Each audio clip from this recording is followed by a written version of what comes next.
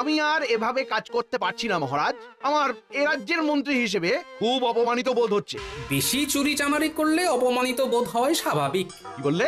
হ্যাঁ, আমি চোর? ও সব বাদ দাও তো, আগে বলো তোমার কি সত্যি বোধোদয় হয়েছে? বোধোদয় হলেই ভালো। কারণ চুরি যাওয়া মোহরের পরিমাণ তো ওদিকে আকাশ ছুঁই ছুঁই। এসব কি বলছেন মহারাজ? দেখো মন্ত্রী, বেশি ভণিত আমার ভালো লাগে না। যা বলার তা তাড়াতাড়ি বলুন মন্ত্রী মশাই। এ রাজ্যের একজন ভাঁড়ের বেতন মন্ত্রীর বেতনের প্রায় সমান সমান। তাদের দুজনের বেতনের ভেতরে ফারাক প্রায় নেই বললেই চলে। আমি তো ভাবছি ভাঁড়ের বেতন এই মাস থেকে মন্ত্রীর বেতনের থেকেও বেশ কিছুটা বাড়িয়ে দেব। মহারাজ, আমি বলতে বাধ্য হচ্ছি, আপনি কিন্তু একটু বেশি পক্ষপাতিত্ব করছেন। কোন রাজ্যে এমনটা হয় না।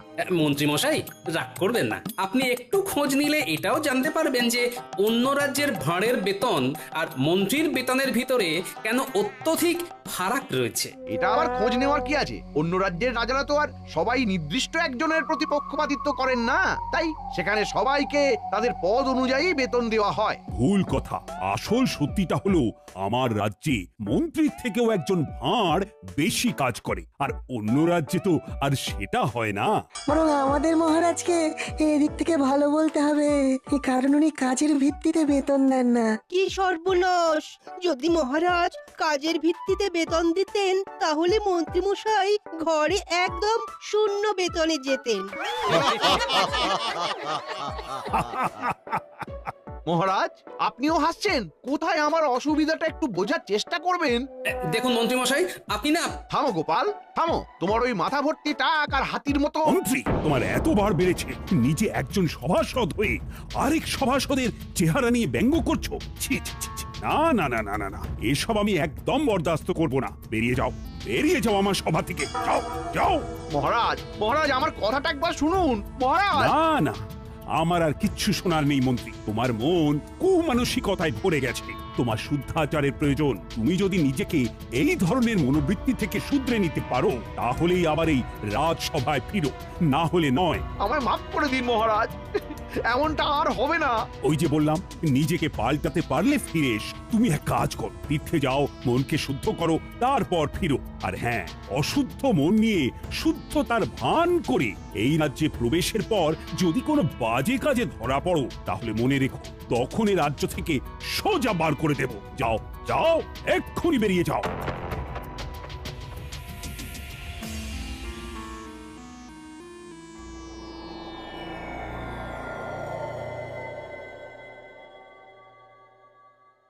কিরে ঘটে, ব্যাপারখানে কি? মন্ত্রীমশাই আমাদের ডেকে নিজে এমন উদাস হয়ে বসে। কবি টবি হবে নাকি? আমার মনটা খুব খারাপ রে, তার সাথে বেশ রাগও হচ্ছে। কার উপরে? আরে গোপালের চেহারাটা যে হাতির মতো, সেটা বলতেই মহারাজ গেলেন চোটে। আমায় সব সভাসদদের সামনে তাড়িয়ে দিয়ে বললেন মনকে শুদ্ধ করে ফিরতে। ওই দুজনকে আমায় জব্দ করতেই হবে। বুঝেছি বুঝেছি, তাই আমাদের ডেকেছেন, তাই তো? সবই তো বুঝিস, সব কথা কি আর মুখে বলতে হয়? কিছু একটা পরিকল্পনা কর। আমাদের হাতটা গরম করে দিন, কাজ হয়ে যাবে। আমার এখন মাথা গরম আছে, তাই তোদের হাতের বদলে উড়ন আর বসন দিয়ে কান গরম করে দিতে পারি। সুতরাং এখন যা, আগে কাজের কাজটা কর। বেশ, তাহলে আসি। কাল ভোরেই পরিকল্পনা করে আপনার বাড়ি যাচ্ছি। বেশ হয়েছে, বেশ হয়েছে। মহারাজ মন্ত্রীকে বার করে দিয়েছেন। হ্যাঁ, মানুষের চেহারা ভারী হতেই পারে, তা বলে এমন কথা কেউ বলে?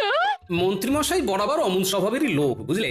যাদের স্বভাব এমন হয় তারা হাজার চেষ্টা করলেও সহজে বদলায় না। হ্যাঁ গিন্নি, চেষ্টাটাও সৎ হতে হয়, না হলে এরকমও মানুষ করে যে ভিতরে ভিতরে কোনো চেষ্টা করে না, এদিকে মুখে বলে চেষ্টা করেও কোনো লাভ হচ্ছে না। মানুষ চেষ্টা করলে সব পারে গিন্নি। তোমার সাথে মন্ত্রী মশাই এরকম করলে না আমার খুব খুব রাগ হয়। হ্যাঁ না, এর জন্য আমার কোনো আক্ষেপই নেই গিন্নি।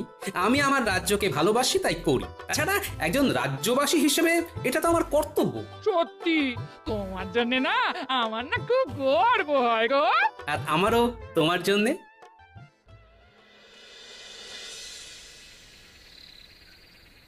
মন্ত্রীমশাই, ও মন্ত্রীমশাই, ওই ওই ওই ওই ওরা এসেছে, ওরা এসেছে। আয় আয় আয়, কিরে বটা, তোর হাতে এটা কি? এটা একটা বহু দূরের রাজ্যের মানচিত্র। আপনাকে এইখানেই শুদ্ধাচারের জন্য যেতে হবে। এই বেটা হতচ্ছাড়া, আমায় শুদ্ধাচারে কোথায় পাঠাবি তা ঠিক করার ভার তোদের দিয়েছি নাকি? আচ্ছা আচ্ছা, শুনুন মন্ত্রী মশাই, শুনুন। এই মানচিত্রর জায়গায় আপনাকে আসলে যেতে হবে না। আপনি বৌঠানকে নিয়ে ওই নিজের শ্বশুর বাড়িতে চলে যান এবং ঠিক 7 দিন বাদে এই রাজ্যে আবার ফিরে আসুন। তারপর গায়ে সাদা চাদর এবং ধুতি পরে কপালে বেশ বড় সড়ো তিলক কেটে সবাই গিয়ে বলুন আপনি শুদ্ধ হয়ে এসেছেন। আপনার মনে আর কোনো জটিলতা নেই। হ্যাঁ, আমায় যদি জিজ্ঞাসা করে কোথা থেকে গিয়ে শুদ্ধাচারী হয়ে এলাম, আর আমার এই মিথ্যে বলার সাথে এই মানচিত্রটারই বা কি সম্পর্ক? বলছি সব বলছি, শুনুন। মানচিত্রটায় যে রাজ্যটা আছে তার নাম পুণ্যি রাজ্য। সে রাজ্যের রাজা একজন পাগলা, তাই তার রাজ্যে যে যায় সে আর বেঁচে ফেরে না। হ্যাঁ, তাই আপনি যেদিন রাজসভায় যাবেন সেই দিন হাতে করে ওই মানচিত্রটা নিয়ে যাবেন এবং সবাইকে বলবেন এই রাজ্যে একজন গুরু থাকেন, তার সান্নিধ্যে গিয়েই আপনার এমন আমূল পরিবর্তন ঘটেছে। আর গুরুর নাম জিজ্ঞাসা করলে যাই হোক কিছু একটা ওই বানিয়ে বলে দেবেন, কেমন? আর বলবেন এই গুরু স্বয়ং কৈলাস পর্বত থেকে সাধনা করে ফিরেছেন। উনি সবার সব ধরনের পাপ গ্লানি মুছিয়ে মৃত্যুর পরে স্বর্গ লাভ করার পথ সুগম করে দেন। বলবেন বাবাজি মহারাজকে নিমন্ত্রণ করেছেন। হ্যাঁ, আপনি এমন ভাবে কথাগুলো বলবেন যাতে ওই মহারাজ এবং গোপাল ওই জায়গায় যাওয়ার জন্য আগ্রহ প্রকাশ করে, আর একবার চলে গেলেই নিশ্চিত মৃত্যু। আর আমারও কেউ পথের কাঁটা থাকবে না। গোটা রাজ্যের আমি রাজা হব। বাহ বাহ বাহ, বাহ রে বাহ বটা ঘটা। আমার সাথে বদমাশি করে করে তোরাও তো দারুণ পরিকল্পনা করতে শিখে গেছিস দেখছি। বাহ, এবার আমাদের মোহর দিন। পরিকল্পনা তো শুনেই নিলেন। এত তাড়াহুড়ো করিস কেন বলতো? বাইরে পরিকল্পনাটাও তো তাড়াহুড়ো করেই দিলাম। তার বেলায় একদম ঠিক। কাজ হবে, মোহর ছড়বে, এইটাই তো নীতি। দাঁড়া দাঁড়া দাঁড়া, আর বাজে বকিস না।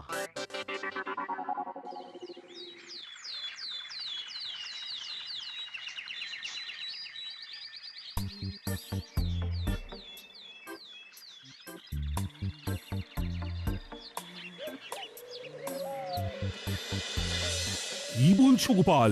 মন্ত্রী সত্যি সত্যি মন পরিশুদ্ধ করতে তীর্থে গেছে? আগে হ্যাঁ মহারাজ, নিজের চোখে দেখে এলাম বাড়িতে তালা ঝুলছে। আর পাড়া প্রতিবেশীদেরও নাকি বলে গেছে যে সে নিজেকে পরিশুদ্ধ করতে স্ত্রীকে নিয়ে দিন সাতেকের জন্য তীর্থে যাচ্ছে। বাবা, আমার এক কথাতেই যে মন্ত্রী এভাবে তীর্থে যাবে ভাবতেই পারছি না।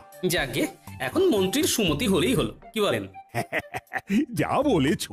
আচ্ছা মহারাজ, আমি তাহলে আজ আসি। হ্যাঁ, বেশ বেশ বেশ। ও গোপাল, একটা কথা ছিল। বলুন মহারাজ। বলছি যে যতদিন না মন্ত্রী ফিরছে তুমি কি আমার রাজ্যের নতুন মন্ত্রী হবে? ও বাবা, ক্ষমা করুন মহারাজ, আমি এই রাজ্যের ভাঁড় হিসেবেই ঠিক আছি। ওইসব ভারী ভারী পদে আমায় বসাবেন না মহারাজ। হ্যাঁ, আমি জানতাম তুমি ঠিক এই উত্তরটাই দেবে। বেশ গোপাল, ঠিক আছে, তুমি এখন আসতে পারো।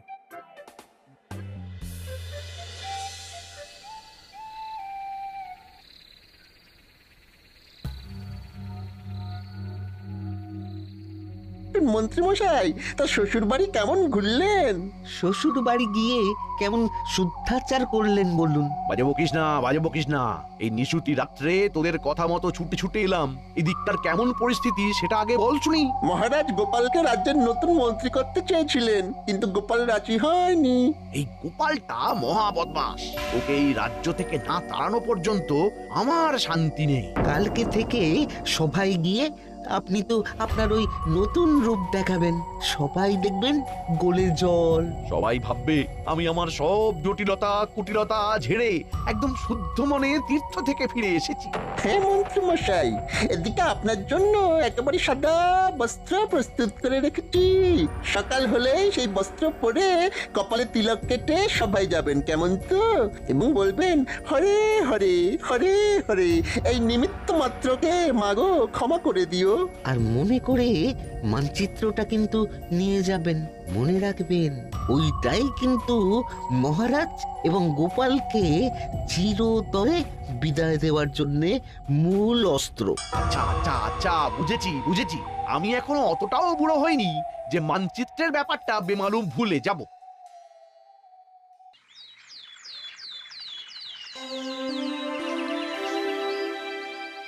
তাহলে সবাই বলছো নতুন পদ্ধতিতে কাজ করতে কোনো রকম অসুবিধে হচ্ছে না, তাই তো? না মহারাজ। বেশ, শুনেও ভালো লাগছে। তোমরা এভাবেই সবাই একে অপরের পাশে থেকে মন দিয়ে কাজ করে যাও। হ্যাঁ মহারাজ।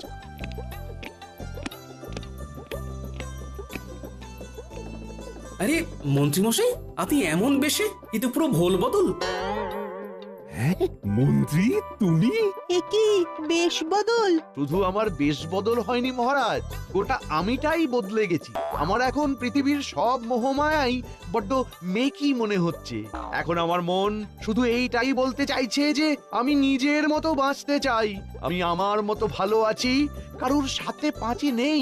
শান্তি শান্তি শান্তি। মন্ত্রী, ও মন্ত্রী, এ তোমার হলো কি? আমি যে তোমাকে চিনতেই পারছি না। এসব ব্যাটার চাল কি না কে জানে। মহারাজ, আমি আপনার কাছে কৃতজ্ঞ।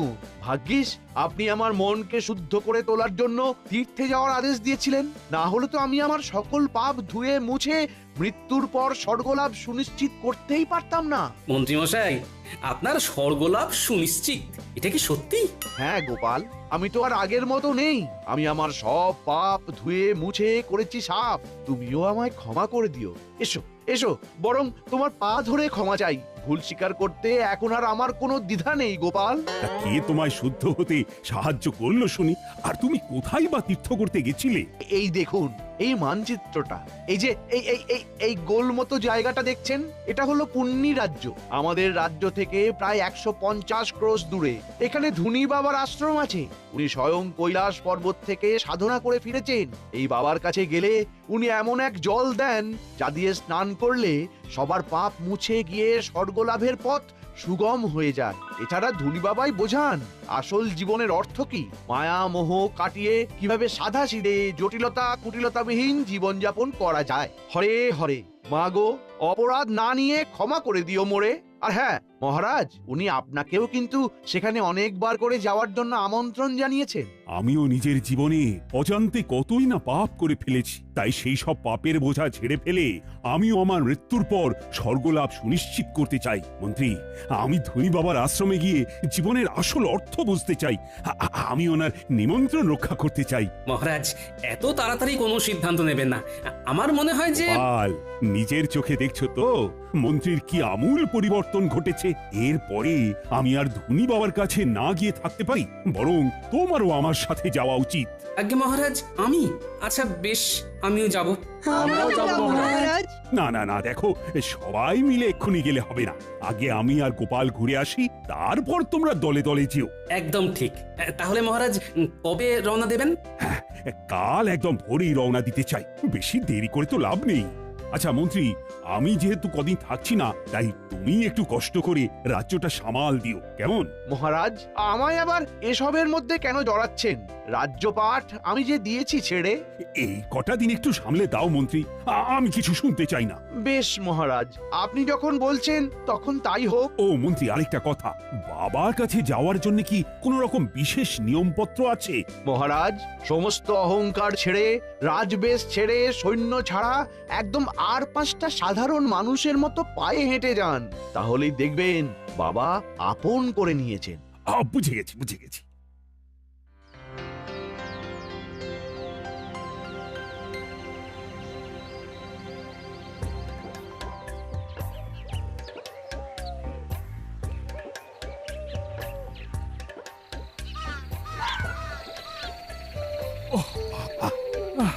বাবা গো, মা গো, আর কতটা পথ গোপাল? হ্যাঁ, হাঁটতে হাঁটতে পা ফুলে গেল তো। মহারাজ, বুঝতেই পারছি আপনার খুব কষ্ট হচ্ছে, কিন্তু আরেকটু কষ্ট করে ওই বট গাছটা পর্যন্ত চলুন, তাহলে আপনি পুণ্যি রাজ্যে প্রবেশ করে ফেলবেন। ওই বট গাছটা থেকে শুরু হচ্ছে পুণ্যি রাজ্য। গোপাল, ও গোপাল, আজ রাত্রিটা থাকবো কোথায় বলো তো? ওই বট গাছের নিচেই কি কাটাতে হবে? হ্যাঁ মহারাজ, আপাতত তাই তো মনে হচ্ছে, কারণ ত্রিসীমানায় তো কোনো বাড়ি দেখছি না। আর মানচিত্র অনুযায়ী আমরা পুণ্যি রাজ্যে প্রবেশ করলেও বাবার আশ্রম আরো খানিকটা দূরে রয়েছে মহারাজ, যেখানে আপনি কাল সকালের আগে যেতে পারবেন না। বেশ, তাহলে গাছের নিচেই রাতটা কাটাই আর কি। পুণ্যি রাজ্যে এসে পুণ্য করতে একটু কষ্ট তো সইতেই হবে। একদম চিন্তা করবেন না মহারাজ, আপনি নিশ্চিন্তে ঘুমন, আমি জেগে আছি।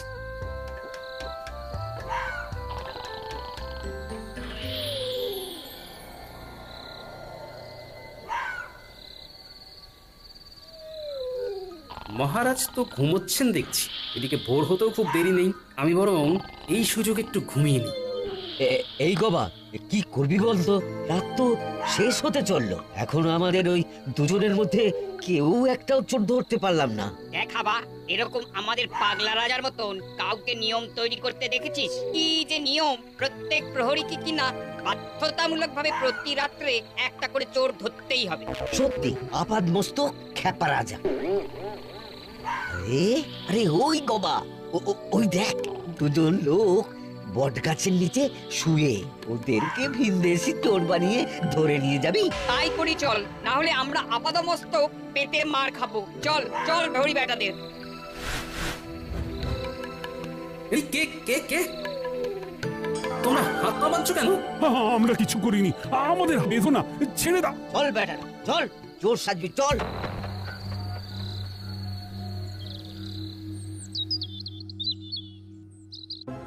আমাদের তোমরা ছেড়ে দাও, আমরা চোর নই। আরে জানি জানি, সে তখন থেকে এক কথা বলে কানটা ছাড়া পালা করে দিল। আহা, জানোই যখন চোর নই তখন ধরে রেখেছো কেন? এই আড্ডা আমরাকে নিয়ে তো ভীষণ মুশকিল হলো, ঠিকঠাক করে কথাও বোঝে না। এই, আমার সাথে ঠিক করে কথা বলো। আমি তোমাদের মহারাজকে বলে দেব যে তোমরা জানো যে আমরা চোর নই, তবু ধরে এনেছো। বলেও কিছু লাভ হবে না বুড়ো, আমাদের রাজা কারোর কথাই শোনেন না। একবার গারদে ভরে দিলে তার একটাই শাস্তি হয়, আর তা হলো ইদারায় ছুঁড়ে ফেলে দেওয়া, বুঝলে?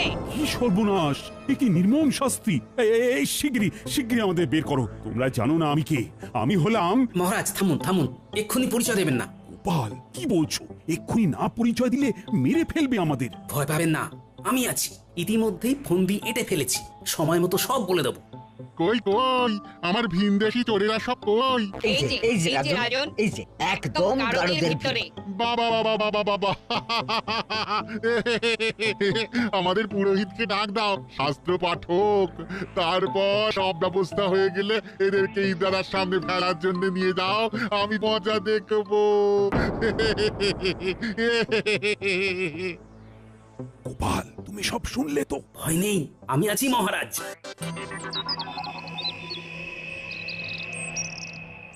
তাহলে সব প্রস্তুত তো? হ্যাঁ, এই এই তুমি ওদিকে ওনার কাছে যাচ্ছ কেন? আমাকে ঠাকুরের নাম শোনাতে। মরতে যাচ্ছি তো তাই। মহারাজ, আপনি এবারে আমার সাথে মারপিট শুরু করবেন। ওরা যদি জানতে চায় কেন মারপিট করছি, তাহলে বলবেন আমরা পেশায় জ্যোতিষী। আমরা গণনা করে দেখেছি যে আজ দুজনের ভেতরে যেজন আগে ইদারায় ঝাঁপ দিয়ে মরবে সে স্বর্গবাসী হবে এবং পুণ্য লাভ করবে। বেশ বেশ, মুক্ত করে দাও দুজনকে, মুক্ত করে দাও। আমি আগে ইদারায় ঝাঁপ দেবো। না, আমি। তবে রে বেটা, দেখ কেমন মারি তোকে। আয় আয়, আমিও মজা দেখাচ্ছি। কি তোমরা থামো, তোমরা থামো, তোমরা থামো, তোমরা কারা তুমি? হ্যাঁ, এভাবে মারপিট করছো কেন? আমরা জ্যোতিষী, গণনায় দেখেছি যে আজকে ইদারায় ঝাঁপ দিয়ে আগে যে মরবে সে পুণ্য লাভ করবে এবং স্বর্গবাসী হবে। কি তোমরা চোর নও? আজকে যে ঝাঁপ দেবে সে স্বর্গবাসী হবে, পুণ্য লাভ করবে। হ্যাঁ, তাহলে তোমরা আর কষ্ট করে ঝাঁপাবে কেন? আমি ঝাঁপ দিচ্ছি, আমার পুণ্য লাভ হবে, স্বর্গবাস হবে। দুটোরই প্রয়োজন আছে। এই 1 2 3। রাজন, উফ, কি বাঁচান বাঁচলাম বাবা। আমরা আমরা এখন কি করব? তোমরা শিগগির আগে ওনাকে তোলার ব্যবস্থা করো। আসলে আজকে এরকম কিছু ঘটবেই না। আর আমরা কেউ জ্যোতিষীও নই। উনি হলেন কৃষ্ণনগরের মহারাজ রাজা কৃষ্ণচন্দ্র, আর আমি হলাম গোপাল ভাঁড়। আমরা এখানে ধনী বাবার আশ্রমে যাব বলে এসেছিলাম। কি ধনী বাবার আশ্রম? কিন্তু এখানে তো এইরকম কোনো আশ্রম নেই। ঠিক বলছো? হ্যাঁ ও ঠিকই বলেছে। বেশ বুঝে গেছি আসল ব্যাপারখানা কি। আমরা চললাম, তোমরা ওনাকে বাঁচাও।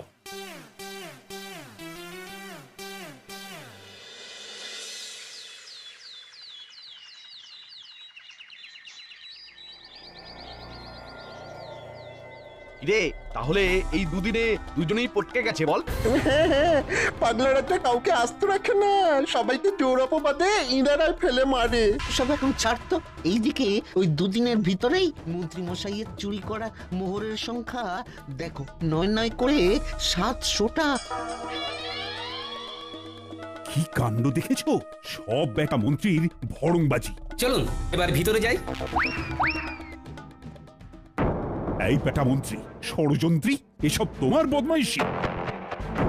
চলুন মন্ত্রী মশাই, এবারে আপনাকে ইদারায় ফেলবো। ওরে বাবারে, ওরে বাবারে, ভূত ভূত ভূত ভূত! ঘটা পালা! আমরা ভূত নই।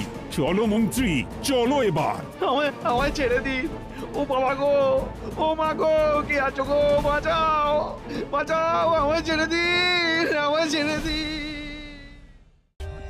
For more updates, subscribe to our channel, click the show links and enjoy watching the videos.